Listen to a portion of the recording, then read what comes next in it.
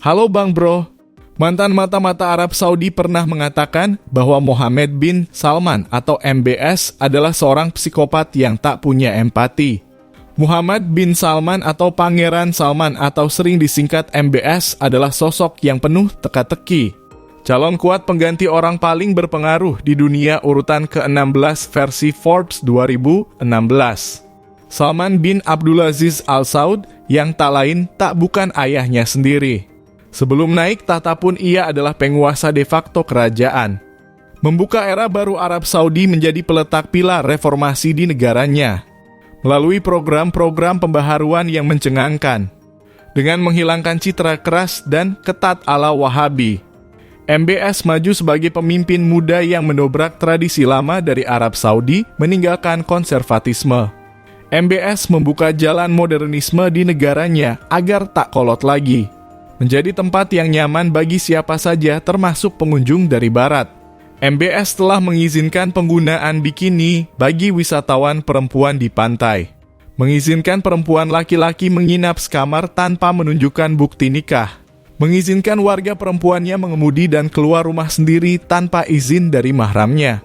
Lalu mengizinkan perempuan dan laki-laki satu ruangan nonton di bioskop atau di stadion.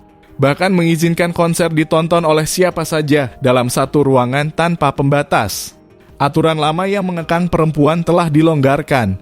Tahun 2021 Arab Saudi mengizinkan perempuan usia 18 tahun untuk ganti nama tanpa izin wali. Perempuan juga udah bisa masuk militer dan bekerja selayaknya pria di negara lain. Selain aturan untuk perempuan, MBS mengagetkan dunia dengan mencabut larangan penjualan minuman keras. Minuman keras miras itu dilakukannya beberapa saat setelah mencabut larangan penggunaan panggilan video online, WhatsApp, dan Skype. Tapi minum-minuman beralkohol hanya boleh untuk yang berusia di atas 21 tahun dan itu hanya bisa dilakukan di New Kota Baru yang akan dibangun di Laut Merah dengan mengeluarkan biaya 500 miliar US dollar atau sekitar 2 kuadriliun rupiah. Dari semua rencana pembangunan kota masa depan, Neom adalah yang paling besar. Bukan lagi mega proyek, tapi sudah gigi proyek. Kota ramah lingkungan yang bebas karbon. Ditanami miliaran pohon, menggunakan taksi dan kereta terbang. Ada bulan dan hujan buatan, serta pantainya bercahaya dalam gelap. Ditemani robot pembantu dan keamanan yang menggunakan pengenalan wajah. Dan terdapat jembatan yang menghubungkan Arab Saudi, Mesir, dan Yordania untuk zona ekonomi. Berdiri di atas area 26.500 km. Kota ini akan membentang lurus sekitar 170 km melalui padang pasir. Memakan waktu pengerjaan sekitar 40 tahun. Dan fase pertama selesai tahun 2025 mendatang. Nah, Neom hanyalah satu dari 1001 ambisi MBS. Vision 2030 adalah ambisi lainnya. Pencabutan beberapa larangan yang mengekang perempuan tadi adalah salah satu jalan menuju ambisi itu. Ambisi mendatangkan 100 juta wisatawan tiap tahunnya. Lalu jalan lainnya adalah dengan menggodok sejumlah amandemen undang-undang untuk mengatur ulang identitas negara.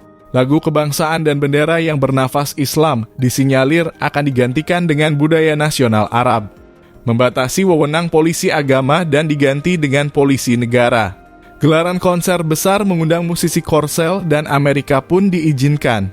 Gelaran acara fashion, perempuan, dan klub malam sudah dibuka. Gelaran Arab Fashion Week, gala premier film, dan acara penghargaan di dunia hiburan. Semua yang digelar di luar negeri digelar juga di Arab Saudi untuk menciptakan atmosfer investasi. Dan semua bisa nyaman datang ke negaranya. Semua demi ekonomi yang tidak lagi bergantung pada minyak. Tapi ingat, beliau adalah penguasa di sistem kerajaan.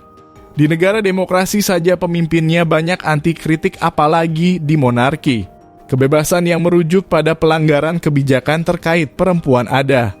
Tapi kebebasan politik termasuk berekspresi dan beroposisi itu mustahil.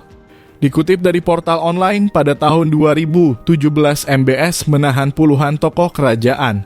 Pada tahun 2020 kembali melaporkan penahanan 3 anggota senior kerajaan. Di antaranya adalah Pangeran Ahmad bin Abdul Aziz, satu-satunya saudara Raja Salman yang masih hidup, alias pamannya sendiri. dan salah satu putra terakhir yang masih hidup dari pendiri Arab Saudi.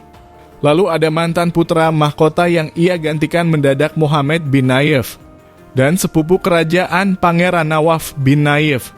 Melansir International Investment, setidaknya terhitung ada 381 anggota keluarga kerajaan yang telah ditangkap. Bahkan Pangeran Abdul Aziz bin Salman dan putranya Pangeran Ghazalان.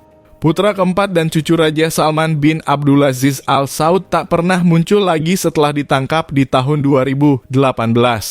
Nah, keluarga saja ditangkap, apalah arti bawahan dan orang di luar kerajaan. Mantan mata-mata yang kami sebutkan di awal tadi adalah Dr. Sa'ad Al-Jabri, mantan kepala intelijen Arab Saudi.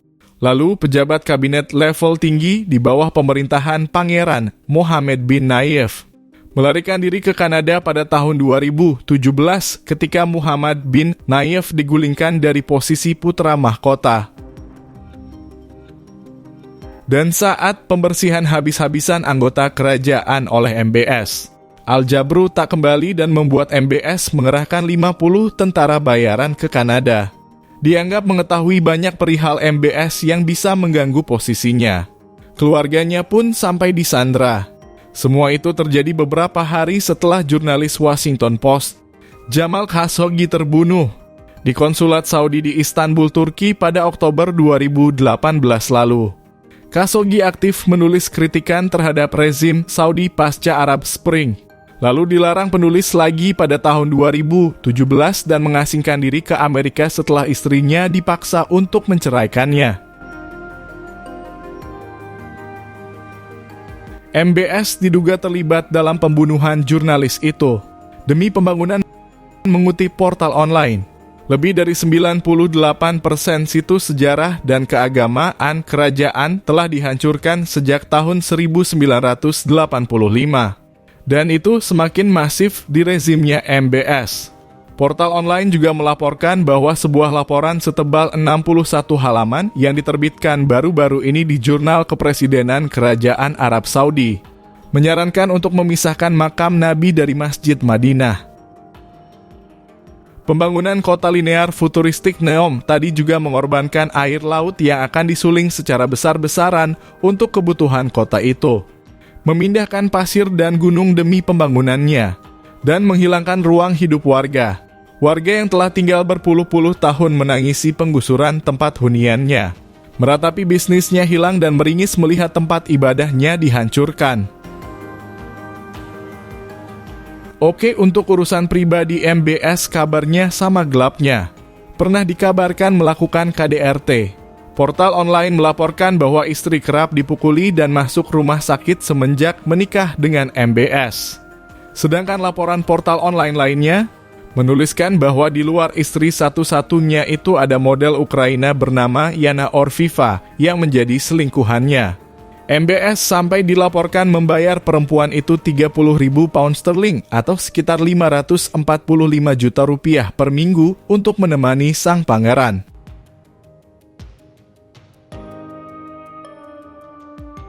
Wah, ada apa denganmu wahai sang pangeran Arab Saudi? Kemana Arab Saudi akan kamu bawa wahai pangeran? Nah Bang Bro, mungkin itu sedikit informasi di balik sisi lain dari pangeran Arab ini. Jika ada kesalahan dalam pembuatan video, mari kita diskusi bersama di kolom komentar. Dan jika kalian menyukai video kami, silakan like dan subscribe serta sebarkan ke teman-teman kalian, agar teman-teman kalian tahu apa yang kamu tahu. Terima kasih sudah menonton. Sampai ketemu di video selanjutnya.